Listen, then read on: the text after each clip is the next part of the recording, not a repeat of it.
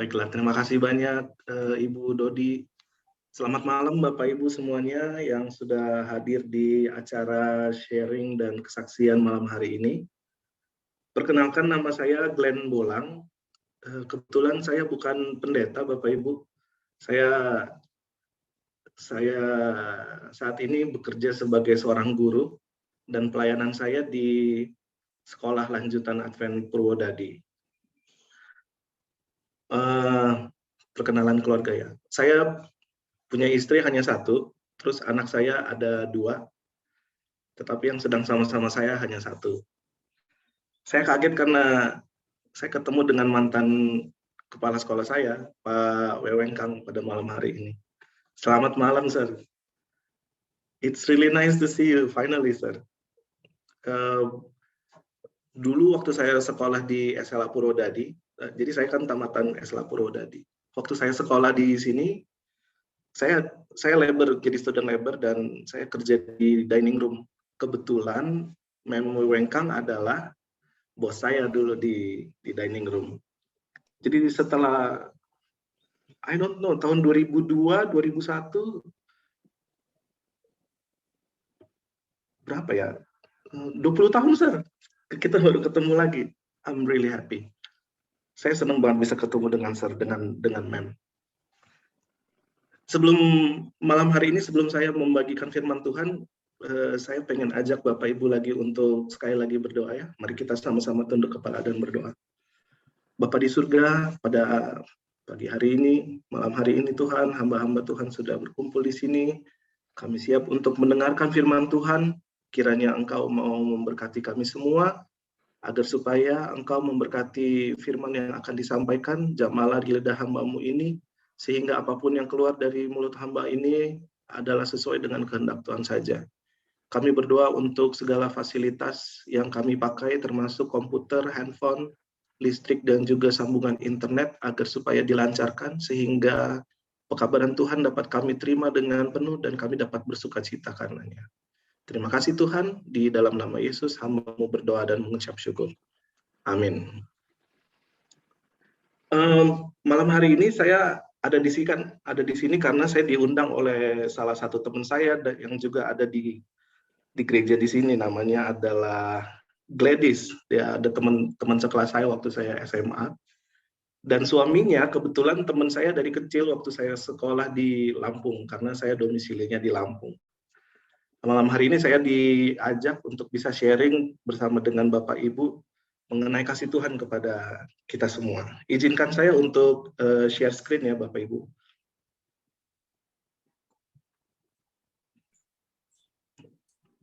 Oke. Malam hari ini karena saya tahu bahwa ini adalah malam sharing dan juga kesaksian, maka saya juga akan menyampaikan firman Tuhan dalam bentuk kesaksian. Apakah slide saya bisa terlihat? Seharusnya bisa. Oke. Jadi judul kesaksian saya pada malam hari ini adalah kurang tapi tambah. Ayat yang saya ambil dari renungan kita atau kesaksian kita malam hari ini, saya ambil dari buku Galatia pasal 6 ayat yang ke-9 sampai ayat yang ke-10. Bunyinya demikian. Janganlah kita jemu-jemu berbuat baik, karena apabila sudah datang waktunya, kita akan menuai jika kita tidak menjadi lemah. Ayat yang ke-10. Karena itu, selama masih ada kesempatan bagi kita, marilah kita berbuat baik kepada semua orang, tetapi terutama kepada kawan-kawan kita seiman. Malam hari ini saya akan sharing dari sudut pandang, bukan dari sudut pandang kita sebagai seorang pemberi atau orang yang berbuat baik, tetapi saya akan sharing dari sudut pandang saya sebagai objek perbuatan baik dari orang-orang. Dalam kehidupan saya menyadari bahwa begitu banyak orang yang datang ke dalam kehidupan saya, menjadi bagian cerita hidup saya, dan mereka berbuat baik kepada saya dan kepada keluarga saya. Cerita dimulai pada saat saya tamat dari SMA, dari SLA Purwodadi tahun 2003, Kemudian saya diberikan kesempatan untuk melanjutkan kuliah ke Thailand. Dulu nama kampusnya adalah Mission College, yang sekarang sudah berubah menjadi Asia Pacific International University kalau tidak salah. Pada saat tim marketing dari Mission College waktu itu datang ke sekolah untuk presentasi, mereka bilang bahwa kita kalau ke sana harga uang sekolahnya sama seperti kalau kita kuliah di Indonesia dan segala macam. Jadi saya merasa bahwa kayaknya masih affordable, jadi saya bisa pergi. Ternyata pada saat saya sampai di sana, mungkin terjadi sebuah miskomunikasi dan ternyata Indonesia belum termasuk ke dalam rencana diskon dari sekolah tersebut, dari kampus tersebut. Sehingga kami yang dari Indonesia harus membayar full tuition. Teman saya ada yang baru datang, besoknya dia langsung kembali lagi karena dia tahu bahwa ada perubahan. Tetapi saya pikir saya kayaknya masih bisa. Jadi saya masih berusaha untuk berkuliah di sana dengan bayaran yang full. 2 tahun saya habiskan waktu di sana, tetapi pada waktu 1,5 tahun, waktu summer school datang, intersemester, saya dipanggil ke ruang keuangan, kantor keuangan dari kampus. Kemudian saya ditunjukkan statement saya, tagihan sekolah saya, dan saya di sana ditunjukkan bahwa saya masih memiliki hutang sebesar 128.000 baht. Itu kalau saya konversi mungkin sekitar 25 sampai 30-an juta rupiah pada waktu itu. Saya kaget, wah ternyata segini gitu utang yang harus saya bayarkan. Sehingga kemudian saya memutuskan untuk menjadi student labor di sana. Puji Tuhan berkat pengalaman saya di SMA, saya labor di kantor keuangan, saya labor di dining room gitu. Saya mempunyai modal untuk nggak boleh malu untuk bekerja. Dan saya memutuskan menjadi student labor di sana. Selama intersemester 3 bulan itu atau 2 bulan, saya bekerja menjadi seorang janitor di ruang-ruang kelas. Kemudian pada siang harinya saya harus bekerja di lab komputer. Dan pada akhir minggu saya harus pergi ke kantor pendeta di gereja untuk menjadi asisten dari pendeta. Saya harus menyiapkan PowerPoint slides untuk pendetanya, saya beres-beres suratnya, saya kasih informasi yang pokoknya yang dibutuhkan oleh pendeta, saya siapkan. Selama 2 bulan tersebut saya bekerja dengan keras, kemudian akhirnya pada saat semester pertama tiba, saya dipanggil lagi ke kantor keuangan. Sebelum itu saya merasa sangat down karena saya pikir 128.000 itu tidak akan pernah bisa habis atau terbayarkan dalam waktu 2 bulan. Karena gaji sebulan aja untuk janitor dan kerja-kerja yang lain jadi student labor itu hanya sanggup sekitar 4.000 sampai 5.000 baht. Dan saya lemas di situ. Tetapi kemudian selama perjalanan saya itu ada beberapa orang yang menjadi bagian hidup yang mereka sangat suportif kepada saya. Ini kalau Bapak Ibu bisa lihat yang di sudut kiri atas yang baju biru, beliau adalah seorang pendeta yang sekarang tugasnya di Sarawak. Dulu adalah merit student di kampus tersebut.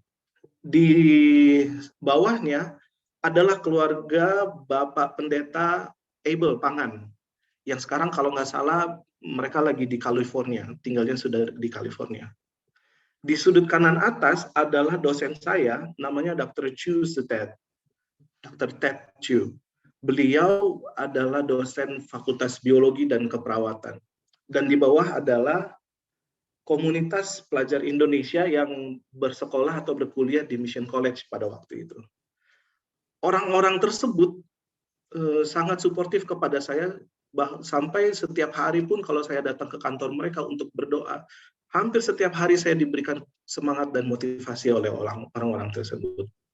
Sampai pada akhirnya, satu kali saya dipanggil ke kantor keuangan, dan saya bilang, Tuhan, whatever happens, happens. Saya sudah menyerahkan hidup saya kepada Tuhan, Kalau Tuhan pengen saya balik, it's okay, saya sudah rela. Yang penting saya sudah berusaha sampai semampu saya dan semaksimal saya. Waktu duduk di kursi, saya dipanggil Glenn.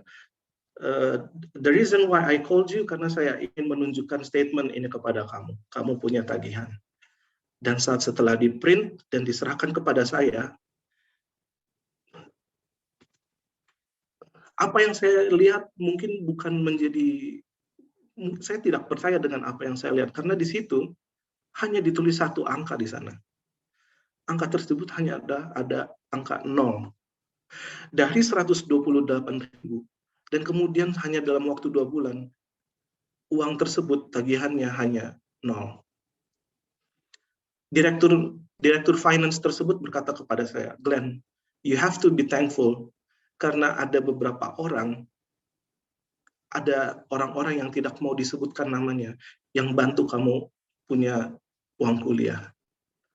Dan ini saya mau kasih bahwa tagihan kamu untuk semester ini adalah 0. Silakan mendaftar, kamu bisa sekolah. Saya sangat lemas waktu itu, saya tidak bisa berkata apa-apa lagi. Saya menangis di situ dan saya berkata, Tuhan, ini sungguh rahmat yang sangat luar biasa. I don't deserve this. Karena ini 128.000 dan saya it's a lot of money. Tapi kemudian saya diberikan ini oleh Tuhan. Sampai sekarang, saya tidak pernah tahu siapa orang yang mendonasikan uangnya untuk membantu saya kuliah. Setiap kali saya mengingat kejadian tersebut, saya memuji kepada Tuhan, karena Tuhan itu sangat baik bagi hidup saya. Tetapi saya pikir-pikir kalau saya tetap di situ, masa saya akan hanya hidup dari donasi orang saja? Kemudian saya memutuskan, it's okay, pindah sekolah bukan berarti kalah, tetapi saya akan bangkit lagi. And then I decided to move back to Indonesia dan melanjutkan perjalanan saya berkuliah ke satu kampus yang namanya adalah Universitas Kelabat. Di Universitas Kelabat ini saya juga menyaksikan betapa besar kuasa Tuhan kepada saya, karena saya mengalami 2 hal yang sangat besar di sini. Tetapi 2 hal yang sangat besar tersebut dilakukan hanya oleh 1 orang saja. Di sini, di foto ini yang Bapak Ibu bisa lihat adalah keluarga dari Sir Yopi Rondonuwu dan istrinya, dan di tengah itu adalah, pada saat itu saya masih berpacaran dengan wanita tersebut, yang sekarang menjadi istri saya. Saya pacaran dengan, namanya Maria. Saya pacaran dengan Maria dari tanggal 13 Mei tahun 2006. Dan kami menikah tanggal 21 Desember 2013. Kami ada sekitar 7 tahun dan sekitar 7 bulan, tapi nggak sampai 7 hari. Kami pacaran dan kemudian kami menikah. Selama kami berpacaran tersebut, hanya 1 kali saya putus dengan dia. Kenapa ada Rondonuwu di sini di dalam cerita ini? Karena pada waktu itu saya suka cerita-cerita dengan Rondonuwu. We talk about many things dengan Rondonuwu. Dan pada 1 kali waktu saya putus, saya bilang ini ke Sir Rondonuwu. Saya bilang, Sir, saya baru putus dengan Maria. Terus Rondonuwu bilang gini ke saya, kamu sekarang stop kerja, karena saya di Unclub juga jadi student labor. Saya kebetulan dipercaya sama Sir Rondonuwu untuk menjadi orang yang handle radio kampus waktu itu. Waktu saya mau kerja, saya cerita tersebut, baru Sir Rondonuwu bilang, no, Glenn, you stop what you're doing now, tidak boleh pergi ke kerja, kamu pulang, kamu ketemu dengan Maria, minta maaf, balikan lagi, pacaran lagi. Saya pikir, kenapa, Sir? Kita nggak cocok, aku bilang begitu. Sir Rondonuwu kemudian memberikan 1 pesan kepada saya. Beliau berkata begini, Glenn, dalam sebuah hubungan itu, kamu hanya bisa bercerai dengan istri kamu atau dengan pasangan kamu. Kamu putus itu hanya karena 1 hal. Salah satu dari kalian berselingkuh. Tidak punya cinta lagi dan dia serong kepada hati yang lain. Sisanya, semua masalah itu adalah masalah komunikasi. You can talk about that. Selama dari kalian tidak ada yang serong hatinya, itu semuanya masih bisa diomongin. Jadi kamu pulang sekarang, kasih sini lagi kunci studio radionya. Kamu pulang sekarang, beli pisang goreng, kamu jadian lagi sama dia. Jadi saya pulang, dan kemudian saya pergi ke tempat kos pacar saya waktu itu, dan kemudian kita jadian lagi. Selama hubungan saya 7 tahun, hanya 1 kali itu saja saya putus dengan pacar saya. Setelah itu, sampai sekarang, sampai menikah. Dan Serondonu adalah orang yang berperan besar dalam hubungan saya dengan istri saya yang sekarang. Pengalaman saya yang kedua terjadi pada saat saya mau lulus. Mungkin jalan Tuhan kepada saya, di mana supervisor saya atau advisor saya untuk skripsi itu tidak terlalu memperhatikan saya, dan dia sibuk dengan yang lain, sehingga skripsi saya itu terbengkalai, dan saya panik waktu itu. Saya harus presentasi skripsi pada hari Senin malam, tapi kemudian sampai hari Jumat, 2 hari sebelumnya, itu sampai hari itu advisor saya tidak ada kontak sama sekali, pokoknya tidak bisa dihubungin, dan saya panik. And the only person that I came to, saya pergi kepada Serondonu. Saya bilang, "Sir, you are my only hope. Saya nggak tahu lagi ini mau gimana. Saya udah pasrah, Sir. Saya mau ulang lagi atau gimana pun, mau kuliah atau enggak, saya udah pasrah, Sir. Tetapi saya hanya ada satu harapan lagi. Sir, please bantu saya." Hari Jumat itu Serondonu nggak balas sama sekali. Tapi kemudian hari malam Minggu setelah tutup Sabat, tiba-tiba saya mendapatkan SMS dari Serondonu. Beliau tulis begini, "Glenn, saya baru pulang dari pelayanan. Kamu datang ke sini, kita diskusi sama-sama skripsi itu." Wah, jadi saya dari tempat kos itu ada mungkin sekitar 400-500 meter.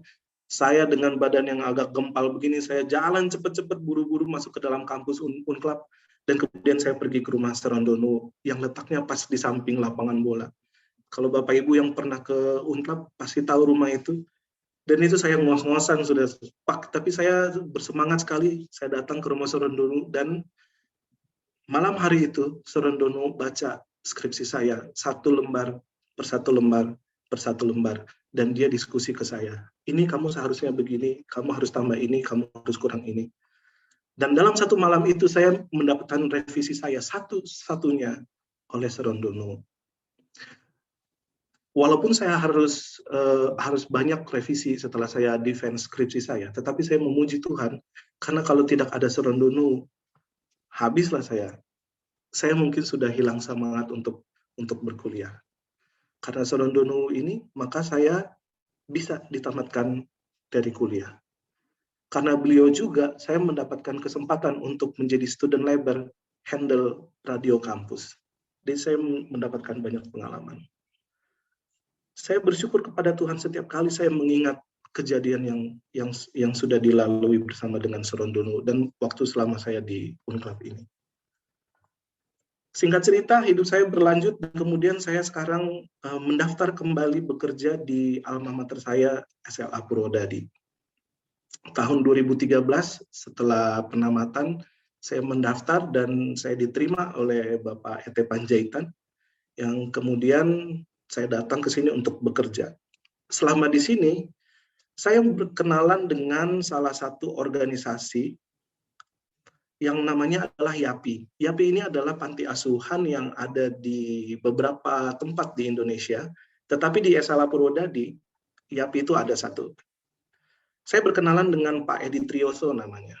Beliau ini adalah pengurus di YAPI Purwodadi. Entah kenapa, YAPI Purwodadi ini, Pak Edi dan anak-anak asuh yang ada di sini, itu sangat baik terhadap saya. Pada waktu pandemi masih mulai, baru-baru mulai, YAPI Purwodadi ini menginisiasi sebuah kegiatan di mana mereka membuat jus setiap harinya, dan mereka itu pergi ke rumah sakit dan kemudian kasih jus ini secara gratis kepada tenaga-tenaga kesehatan. Tetapi bukan cuma tenaga kesehatan saja yang dikasih jus. Salah satunya adalah saya. Saya merasa heran karena seharusnya saya yang punya gaji, saya yang punya usaha, setiap bulan itu dapat duit. itu seharusnya menjadi donatur bagi Yati. Tetapi entah kenapa Tuhan itu begitu baik kepada saya. Yapi Purwodadi ini setiap kali mereka mau pergi pasti selalu singgah ke saya, "Sir, ini ada jus untuk Sir, silakan diminum." Bayangkan orang yang berkekurangan tersebut, dari kekurangan yang mereka pun masih memiliki mimpi untuk memberikan, untuk membantu orang lain. Beberapa minggu lalu saya membuat sebuah podcast wawancara dengan Bapak Edi Trioso. Beliau ini pengurus Yapi, dan di sana kalau Bapak Ibu bisa lihat ke YouTube-nya, ada Rumah Kasih Yapi Selapur kalau nggak salah di YouTube-nya. Di situ ada sebuah interview di mana saya interview Pak Edi, dan beliau di sana katakan gini, "Kami juga berdoa selalu kepada Tuhan supaya kami diberikan kesempatan untuk melayani sesama." Dan menurut saya itu adalah hal yang sangat besar, karena mereka di satu sisi adalah orang-orang yang berkekurangan begitu. Mereka hidup dari donasi dari orang lain. They don't have active income atau pendapatan yang reguler setiap bulannya seperti saya. Tetapi kemudian mereka selalu menggunakan apapun yang mereka miliki untuk melayani orang lain. Saya selalu bersyukur kepada Tuhan setiap kali saya mengingat perbuatan baik Yapi dalam hidup saya. Tahun 2015, istri saya mengandung anak yang pertama. Tetapi setelah 8 bulan, anak kami harus dilahirkan prematur, dan kemudian harus berada di ICU selama 13 hari. Sampai akhirnya dia harus meninggal dunia. Waktu itu, saya belumlah menjadi seorang karyawan tetap di Selapur. Jadi belum ada fasilitas medical allowance buat saya. Dan untuk seseorang berada di ICU, apalagi anak-anak, itu adalah situasi yang sangat membutuhkan biaya yang banyak. Tetapi Bapak Ibu, hari ini saya ingin bersaksi bahwa banyak sekali orang-orang, khususnya dari alumni, Ikatan Alumni SLA Purwodadi, yang dari tahun berapapun itu mereka datang kontak ke saya, mereka bilang, "Glenn, ini untuk anak kamu, Glenn, ini untuk anak kamu." Dan Bapak Ibu sekalian, waktu saya keluar dari rumah sakit itu, hanya sedikit uang saya keluarkan dari kantong saya. Sisanya adalah uang dari donasi-donasi dari orang-orang yang sangat baik kepada keluarga saya. Sekarang saya mempunyai satu anak lagi. Dan anak ini kebetulan anak yang sangat dikasihi oleh semua warga kampus. Di foto sebelah kiri ini adalah foto saya, istri saya, dan anak saya yang kedua. Namanya Aileen Riani. Foto ini diambil pada saat dia berulang tahun yang pertama. Pertamanya saya tidak punya rencana untuk bikin acara ulang tahun. Saya pikir kita berdoa aja ke pendeta, habis itu nanti ya sudah, habis itu sudah gitu. Karena mengucap syukur itu yang paling penting. Tapi kemudian out of nowhere, secara mengejutkan, semua warga kampus, bapak-bapak, ibu guru, itu mereka H-2 gitu, mereka bilang ke saya, "Glenn, kami mau bikin acara ulang tahun buat anak kamu." Karena Aileen adalah anak kami semua.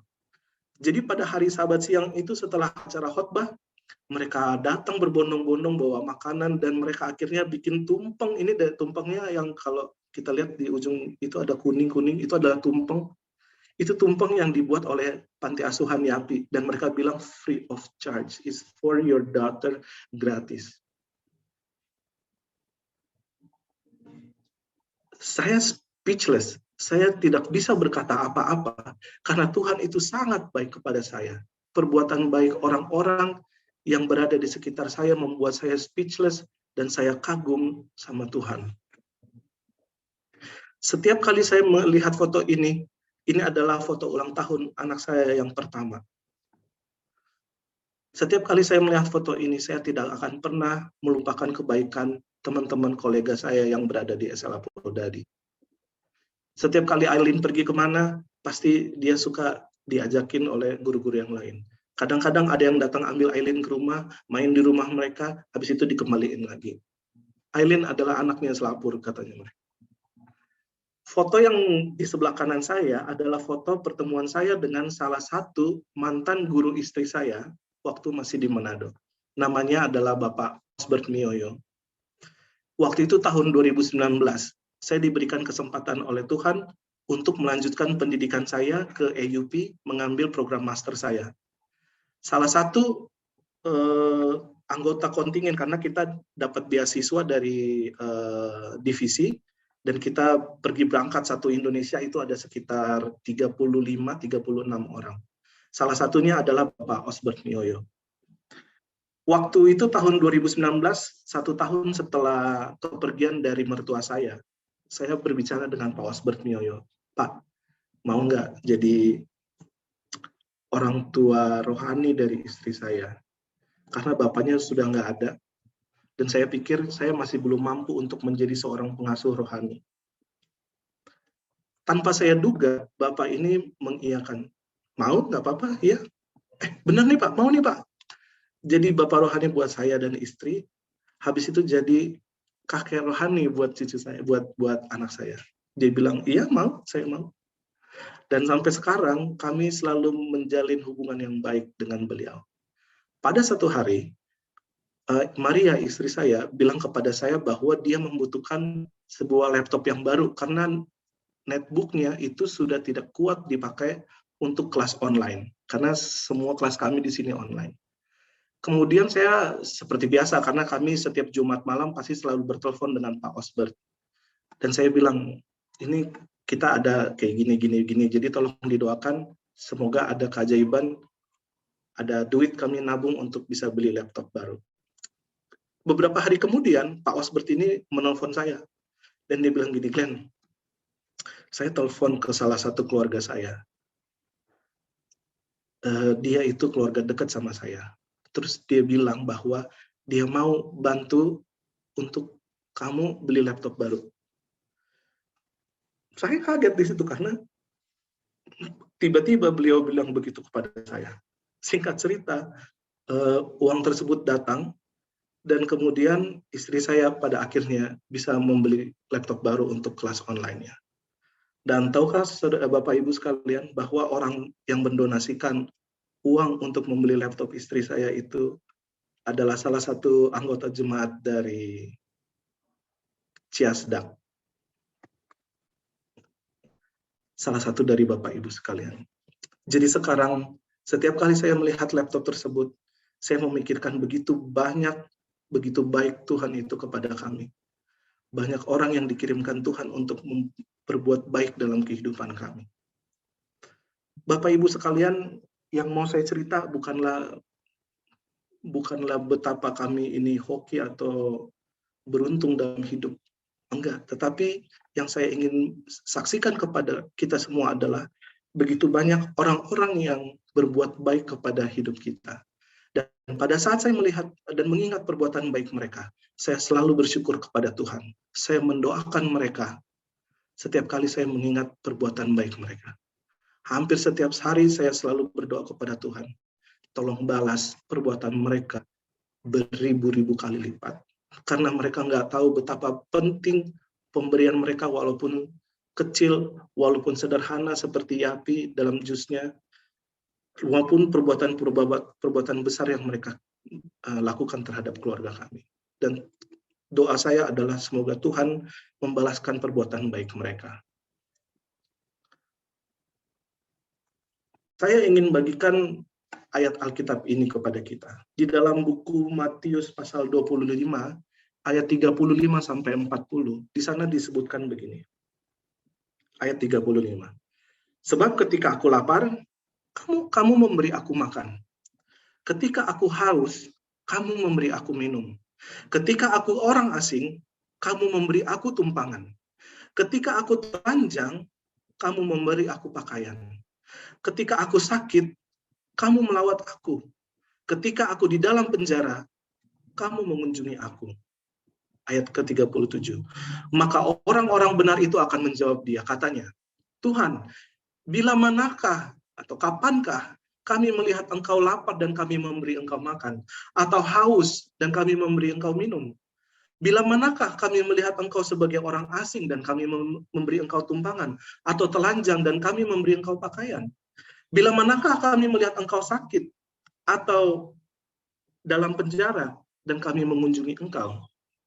Dan kata Tuhan kepada mereka, dan raja itu akan menjawab mereka, aku berkata kepadamu, sesungguhnya segala sesuatu yang kamu lakukan untuk salah seorang dari saudaraku yang paling hina ini, kamu telah melakukannya untuk aku. Kita lihat di sini, aku ditulis dalam huruf yang besar. Aku. Bapak Ibu sekalian, pada malam hari ini, saya ingin memberikan sebuah encouragement kepada kita semua. Mungkin Anda, mungkin Bapak dengan Ibu tidak terlalu peduli dengan pemberian 100.000 rupiah. Mungkin Bapak dengan Ibu menganggap bahwa hanya mendoakan saja, it means nothing. Tetapi tahukah Bapak Ibu, orang yang sedang Anda doakan, orang yang menjadi target perbuatan baik Anda, mungkin itu adalah satu-satunya uang yang mereka butuhkan untuk menyambung hidup mereka. Mungkin itu adalah pemberian yang mereka sangat butuhkan. Mungkin itu adalah doa yang mereka sangat butuhkan untuk kesembuhan mereka, untuk pergumulan-pergumulan mereka. Hari ini banyak orang yang membutuhkan pertolongan. Dan banyak juga perbuatan-perbuatan yang kita lakukan kepada orang lain. Malam hari ini, saya ingin mengajak kepada kita semua, jangan jemu-jemu berbuat baik. Jangan jemu-jemu berbuat baik. Siapa tahu orang yang Anda tolong itu akan menjadi orang sukses di masa yang akan datang. Siapa tahu uang sedikit yang Anda berikan kepada orang tersebut itu menjadi berkat yang sangat besar bagi mereka. Dan seperti dalam perspektif saya, walaupun perbuatan baik itu hanya dilakukan sekali saja, tetapi setiap orang tersebut mengingat perbuatan baik Anda, mereka akan mendoakan Anda. Setiap orang tersebut mengingat apa yang sudah Anda lakukan kepada orang-orang itu, mereka akan mendoakan Anda selalu dan selalu. Mungkin Anda kekurangan sedikit dalam hidup Anda. Mungkin Anda kekurangan uang karena mungkin uang Anda berkurang karena Anda membantu orang lain. Mungkin waktu Anda terbuang karena Anda memakainya untuk mendoakan orang lain. Mungkin tenaga Anda terbuang karena Anda memotivasi orang lain. Tetapi percayalah, kita tidak akan pernah tahu begitu banyak doa yang mereka panjatkan kepada Tuhan. Hanya karena perbuatan baik kita yang kecil itu. Jangan berjemu-jemu berbuat baik, tetap semangat dalam menjalani hidup kita, kiranya Tuhan memberkati kita selalu. Saya bawakan firman Tuhan ini di dalam nama Yesus. Amin. Amin. Amin. Terima kasih Bapak Glenn atas kesaksian dan firman-Nya yang begitu sangat menguatkan kami dan mendorong kami untuk memang suka memberi, tapi memberi yang lebih banyak lagi. Amin. Terima kasih. Amin. Puji Tuhan. Baiklah, kesempatan yang indah ini kami untuk sebagai lagu tutup, kami minta Simpson Pangaribuan untuk bawakan lagunya. Persilakan.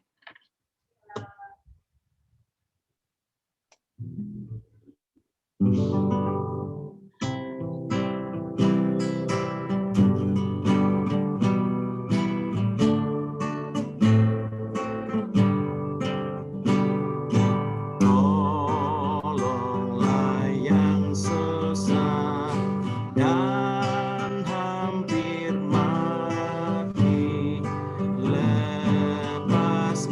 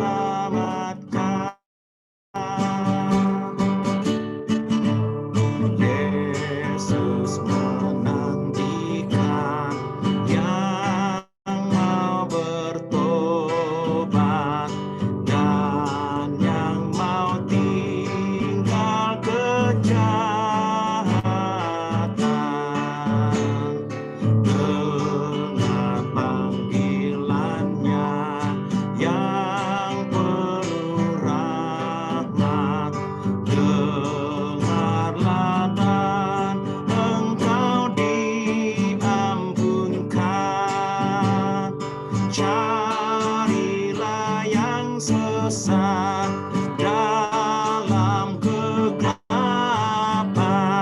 Yesus penuh rahmat, mau selamatkan.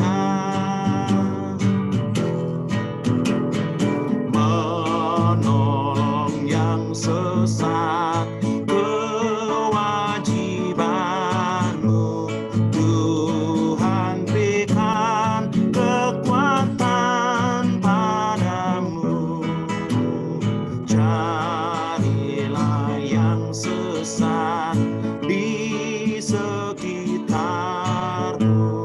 Bawalah pada juru selamatku. Carilah yang sesat dalam kegelapan. Yesus penuh rahmat, mau selamatkan. Carilah yang sesat dalam kegelapan. Yesus penuh rahmat, mau selamatkan.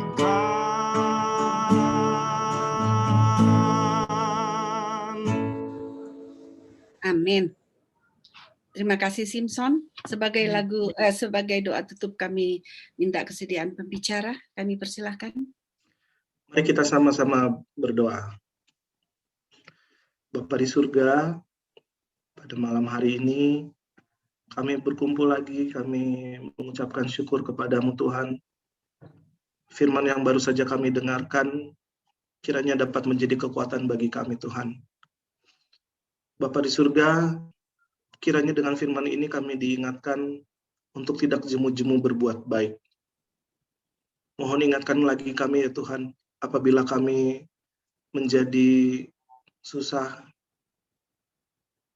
atau kurang iman pada saat kami ingin berbuat baik. Biarlah apa saja yang kami lakukan terhadap orang di sekitar kami hanya menjadi kepujian bagi nama-Mu Tuhan. Biarlah hidup kami selalu memancarkan sinar Tuhan, dan karakter kami adalah karakter-Mu ya Tuhan. Hamba ingin berdoa malam hari ini untuk setiap anggota gereja yang berada di Ciasdak, dalam pelayanan mereka ya Tuhan, dalam pekerjaan mereka, dalam kehidupan mereka setiap hari. Kiranya Engkau memberkati mereka semua ya Tuhan.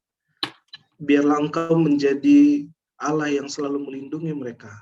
Jauhkan mereka dari sakit penyakit, mara bahaya, dan maut ya Tuhan. Biarlah mereka selalu menjadi terang bagi orang-orang lain, di mana orang-orang lain tersebut dapat melihat Tuhan dalam kehidupan mereka. Berkati peran mereka sebagai seorang ayah, seorang ibu, seorang suami, seorang istri, orang tua maupun anak-anak dalam kehidupan mereka setiap hari Tuhan. Jaga mereka hingga Tuhan datang nanti. Dan juga ada teman-teman kami, saudara-saudara kami yang berasal dari Indonesia dan daerah sekitarnya. Kiranya berkat yang sama menjadi bagian kami semua yang hadir di tempat ini ya Tuhan. Berkati kami sepanjang sisa hari ini, besertalah dengan kami. Kami doakan semuanya hanya di dalam nama Yesus, yang telah menjadi juru selamat kami dari dosa. Amin. Amin.